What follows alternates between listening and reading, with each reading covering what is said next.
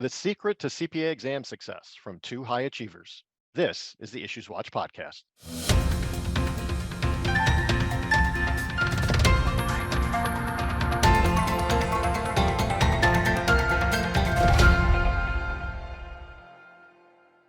Hello, and welcome to the IssuesWatch podcast. I'm Don Meyer, Chief Marketing Officer at the New Jersey Society of CPAs. We spent a lot of time recently talking about the Uniform CPA Examination, or CPA exam. According to the latest research from the American Institute of CPAs, the number of candidates who passed their fourth section of the CPA exam fell 11% between 2019 and 2020, and dropped another 5.5% between 2020 and 2021. Not great news. But we're not going to talk about that today. No, in this episode, we're going to talk about a remarkable CPA exam achievement. My guests today are recipients of the Elijah Watt Sells Award. To qualify, CPA candidates must obtain a cumulative average above 95.5 across all four sections of the exam and pass all four sections on their first attempt. More than 72,000 individuals sat for the CPA exam in 2021, with a mere 57 candidates meeting the criteria to receive the Elijah Watt Sells Award.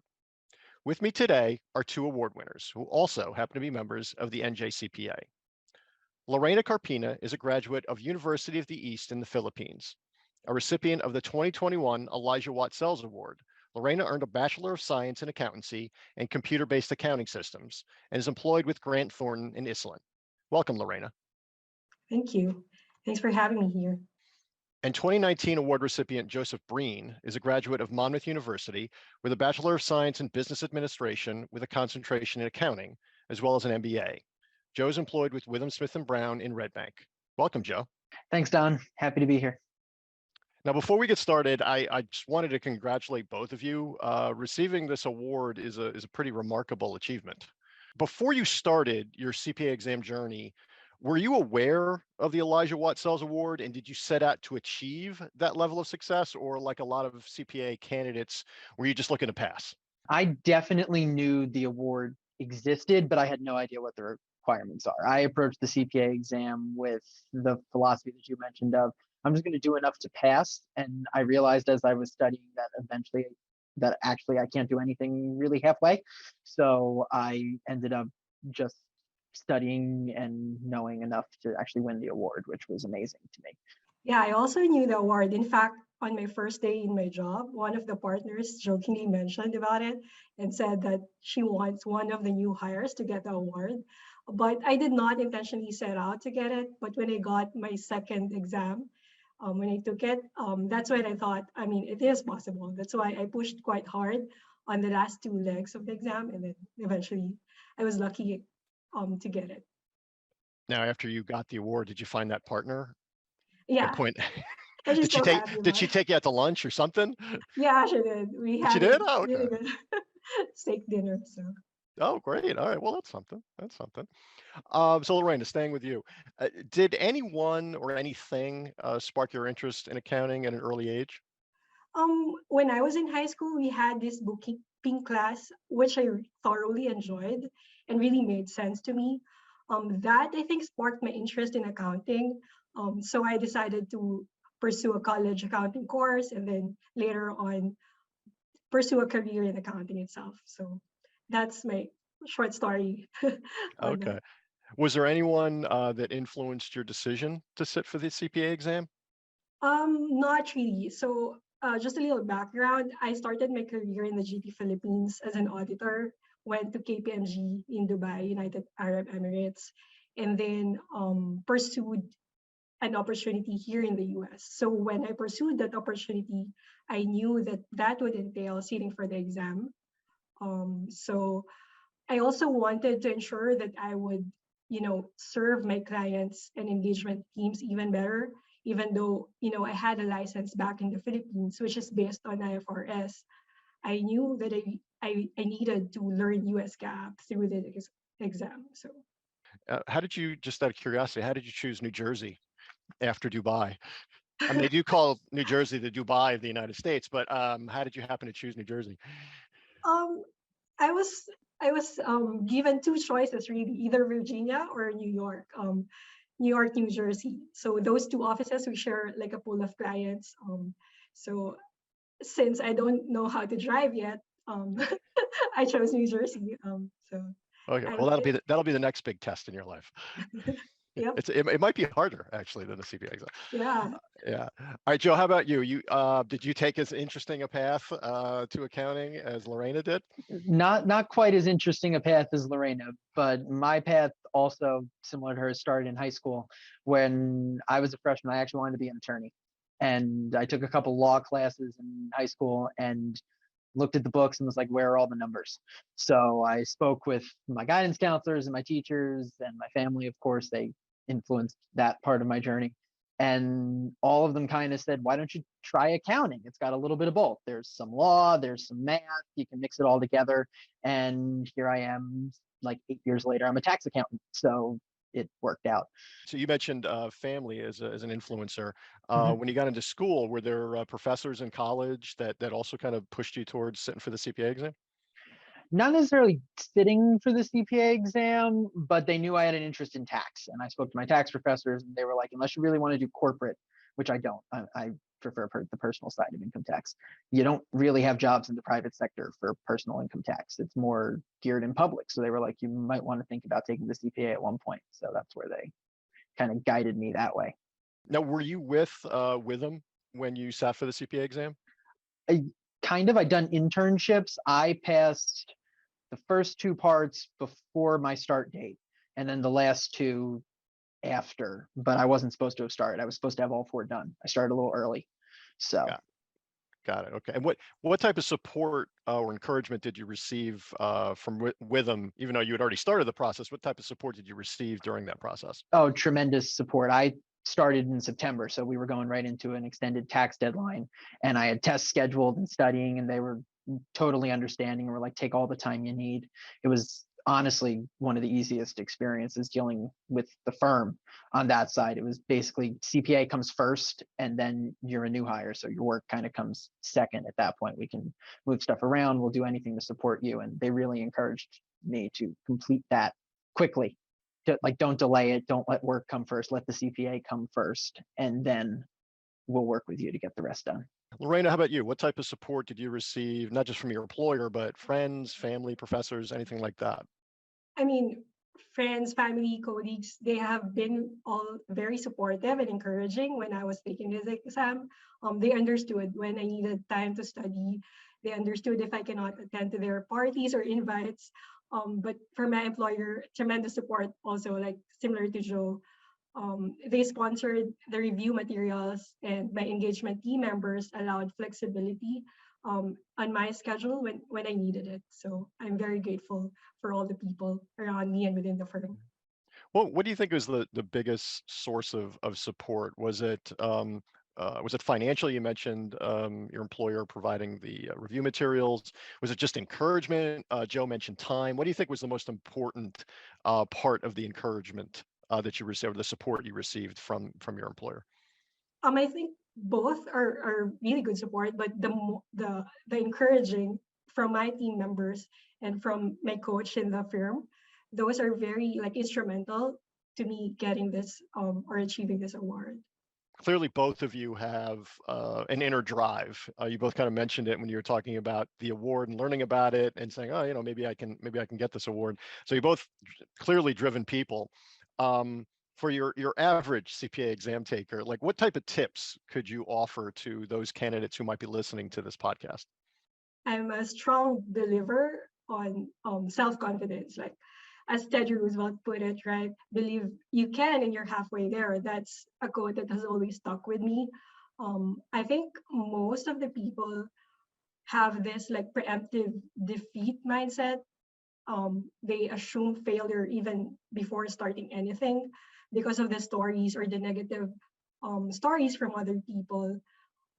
But I always have this in mind. If other people can do it with proper preparation, then why can't I? So No, that's a great point. And in fact, there's been some research, recent research, indicating that fear of failure is as big a factor in not taking the exam as anything else, like time, money, all those other factors.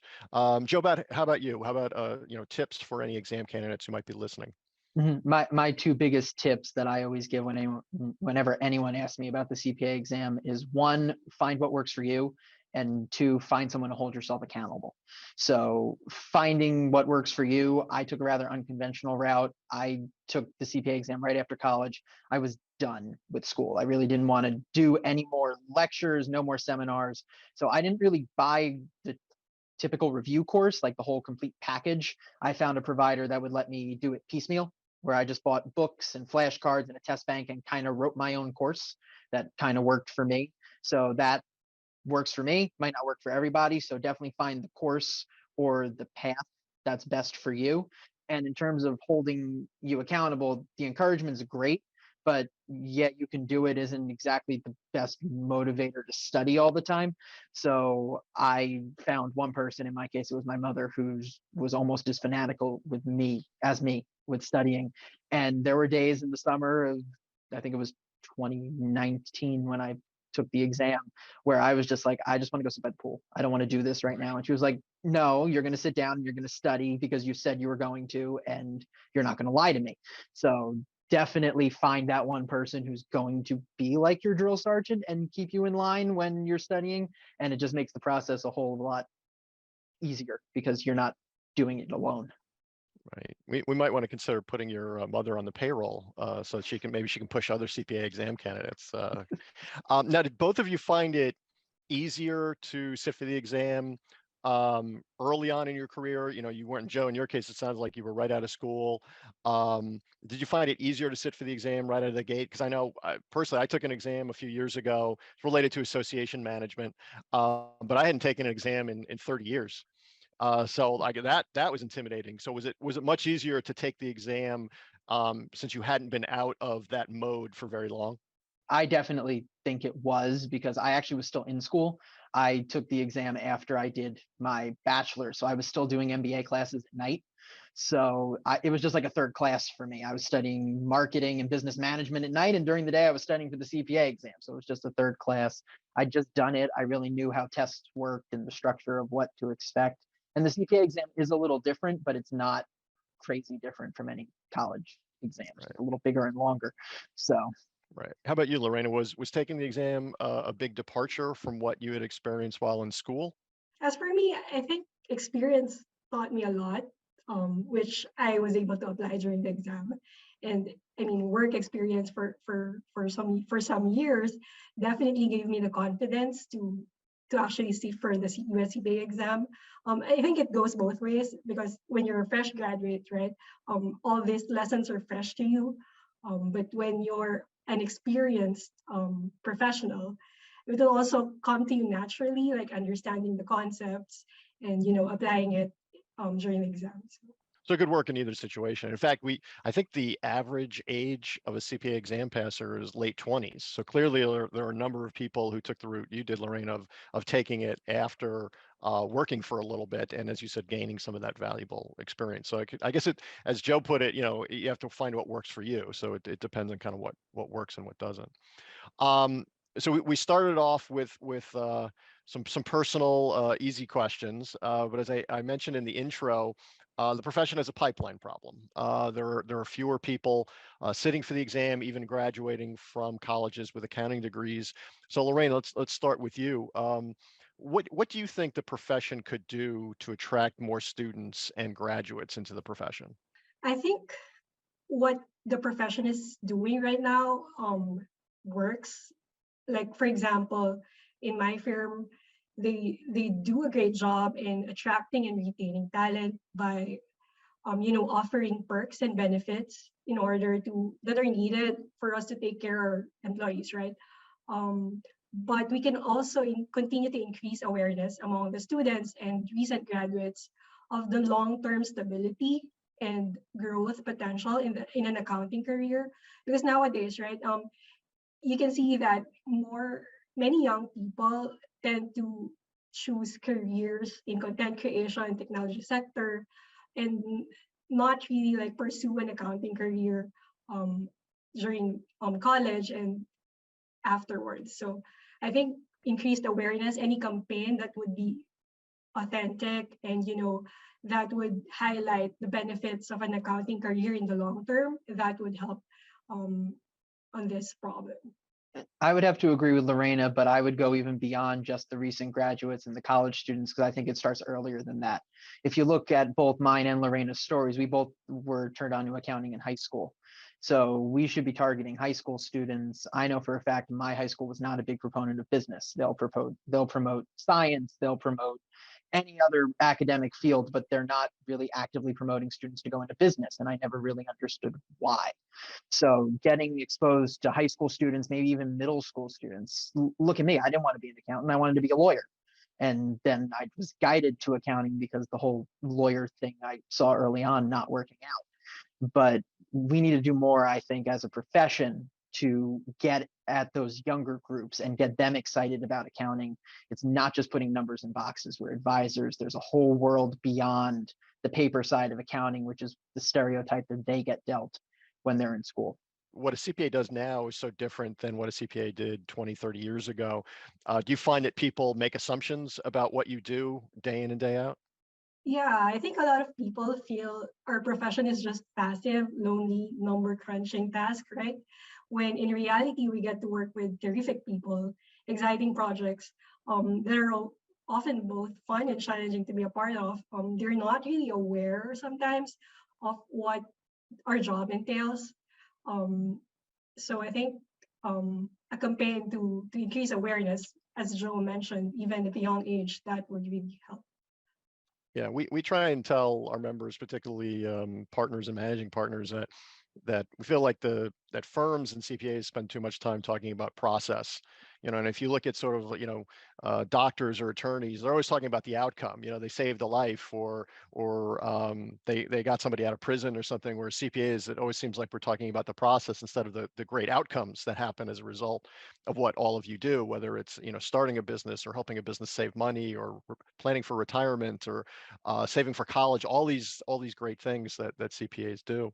So Lorena, what message do you have for students or recent grads who are considering a career in accounting? So you're speaking to, you both said, high school is imperative. What message would you pass on to that high school student who might be thinking about a career in accounting? I would highly advise students and recent graduates to pursue a career in accounting. I mean, we can gain unparalleled work ethic and in-depth understanding of business from this career path. I mean, we don't just crunch numbers. We get to understand all aspects of the business and also help and be with our clients on their journey to grow and achieve major milestones, right? More importantly, I think protecting public trust is a very noble profession, and I am very grateful to be able to do that through accounting. Very well said. Joe, how about you? I would say just give it a shot. I would encourage anyone to pursue a career in accounting. And if, like with any other career, just go somewhere. Go see if a firm will let you shadow them for a day. Just if you're interested in something, go for it. Well, Lorena and Joe, thank you so much for joining us today. We really appreciate it. Thank you. Thanks for having me. And thank you all for listening and watching. For more information and resources on the CPA exam, visit njcpa.org/CPA exam. And to learn more about the profession's efforts to address the CPA pipeline, including our August 11th Membership Plus webinar, visit njcpa.org/pipeline.